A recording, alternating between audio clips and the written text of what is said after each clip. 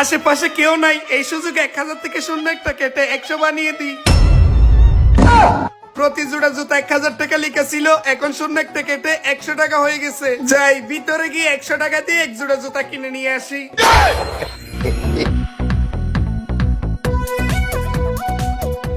ভাই কি লাগবে আপনার? আমার 1 কেজি লবণ দেন, 1 কেজি আটা দেন, 1 কেজি ময়দা দেন আর 2 কেজি মরিচ দেন।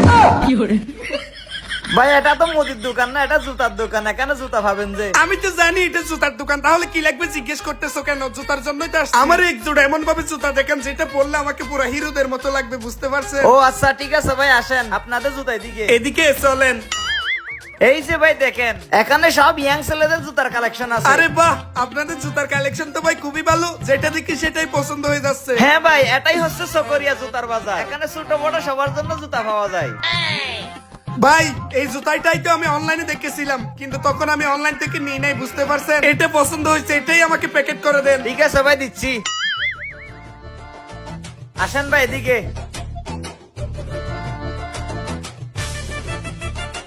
এই যে ভাই নেন। রোম রোম ভাইও। ভাই জুতার দাম বাইরে যেটা লিখে আছে ওইটাই তো? জি ভাই। আচ্ছা ঠিক আছে ভাই, এই নিন ভাই 100 টাকা।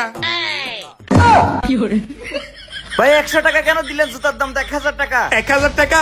আরে ভাই আপনি না বললেন বাইরে যেটা লিখে আছে ওইটাই নিবেন, বাইরে তো 100 টাকাই লিখে আছে। কি বলেন ভাই, বাহিরে তো 1000 টাকা লিখে আছে। এই মিয়া মিথ্যা বলতেছেন কেন? আপনার যদি বিশ্বাস না হয় আপনি বাইরে এসে দেখেন কত টাকা লিখে আছে। ঠিক আছে চলে। হ্যাঁ আসেন। এই যে দেখেন, দেখেন কত টাকা লিখে আছে নিজের চোখে।